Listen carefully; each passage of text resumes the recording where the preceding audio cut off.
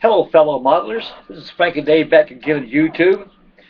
Today on YouTube, I have an update build report on Speedy's 197 1950 Cold War jet aircraft group build. This is part two of my F-100 Super Sabre group build. Before I get into the build, I'd like to thank Mark out there, who's speedy197. I'd like to thank him for giving us kind modelers an extension to the end of August to have the build completed, and so that gives me more than ample time to have the HUD done. I should have it done way before that.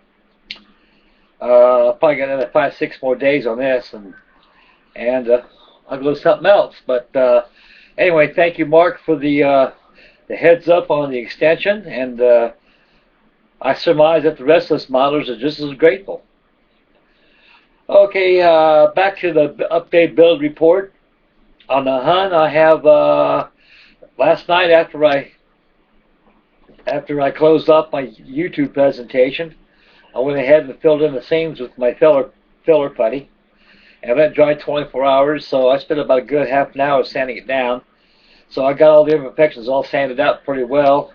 They need to be refilled again in a couple of places, I noticed. I went ahead and airbrushed some gray primer that I mixed myself,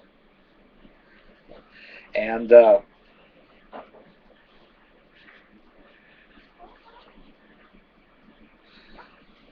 so far all the seams I filled in, I gave a coat of light gray primer. There's some imperfections that need to be filled in, especially around, I get close to this webcam. You can see, I don't know if it'll pick up the blemishes or not. Yeah, you can see it right through here. A little bit of a blemish. That's got to be filled in with some more putty. For both sides need to be filled in just for good measure. And I got a couple spots right here. Got a spot here needs to be where the fuselage is joined. That's one thing about putty, folks. I mean, not putty, but primer. It shows you the imperfections, and you go ahead and fill in with your putty and sand out and give it another primer coat and check out where it's at. When it's all disappeared, you can't see it anymore. The model is ready to be finally painted. This is going together pretty nicely.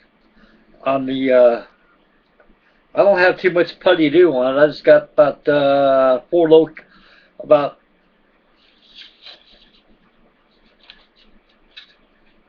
I'll say about 4 locations need to be filled in. Yeah, the bottom section, the afterburner right here where it joins to the main fuselage.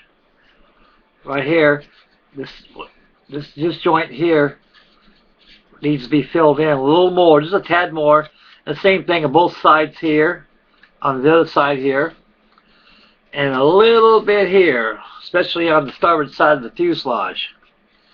And I'll fill that in and let it dry, and I'll wet dry sand it and give it a coat of primer.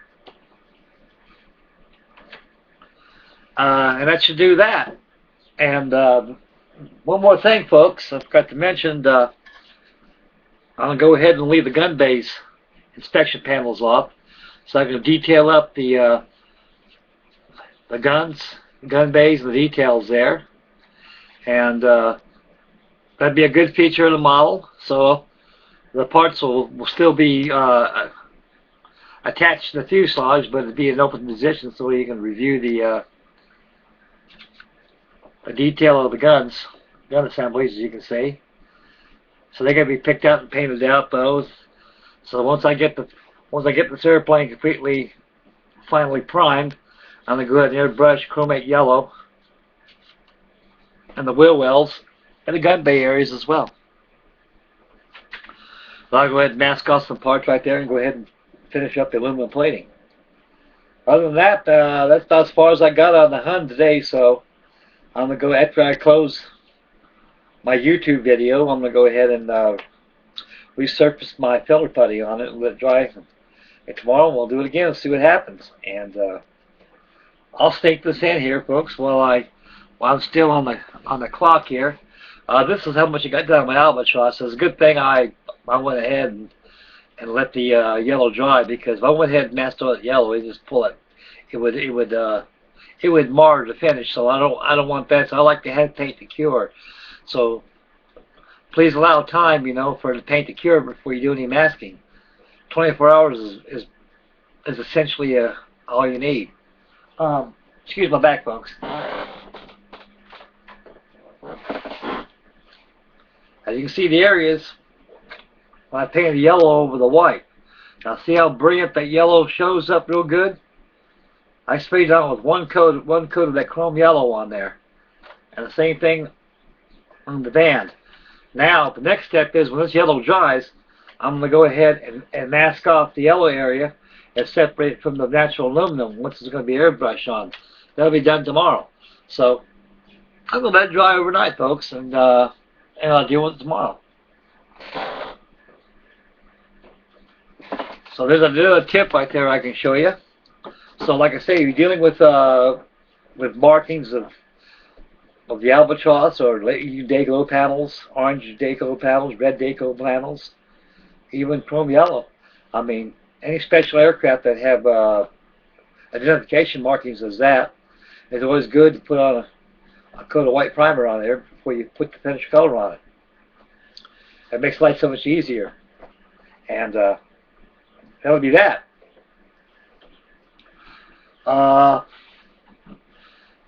Mark's speedy197 F-86 was coming really good. He's back on the downhill slide on having it finished, so I say the man will probably have it done probably the other day or two, and it'll be good to go. I'm really relieved and happy though he extended this group build up to the end of August, so that gives us virtually almost 2 weeks left.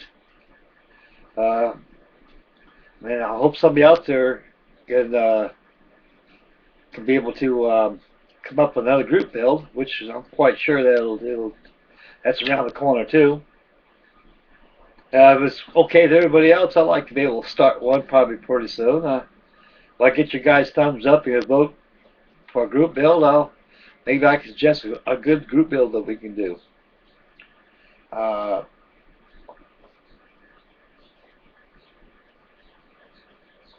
And anyway, folks, the F-100 has come on quite nicely, and I'm pretty happy with it. So I need to go back and fill in the imperfections that the gray primer has revealed, and let it dry. It's wet sand tomorrow. Give it a coat of primer, and it's ready for the finished color. And I guess for homework, I can go ahead and make a decision what kind of ordnance I'm going to use on it. I went down to Lowe's right after I finished my Albatross YouTube today. I got me a nice base, wooden base. It's all round, and I got some kitchen tile, floor tiling that resembles almost close to concrete. It has little squares on it like this, so I'm going to be able to cut that out with my scroll saw and use contact cement that, glue that onto my finished base, and epoxy my F-100 down to the base, and I've got some plexiglass that I bought down there at Lowe's too, a 4 foot by 8 foot section, and I got a scroll saw. I can make a nice little dust cover, put around it to look nice. Any way I can do it, make it look right. It's there. Anyway, folks, I'd like to thank everybody for tuning in, and call this video a little short, a little bit, just a heads up of my update build report. Like I said, I'd like to thank everybody for tuning in and your wonderful replies. I'm honored.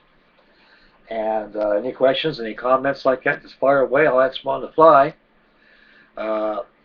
Right now, I think after I finish resurfacing my my Hun with Bondo glazing buddy, I'm gonna go ahead and do some more work on my group build at P51D Mustang on the other form. Get that going, make some headway there, and that would be that.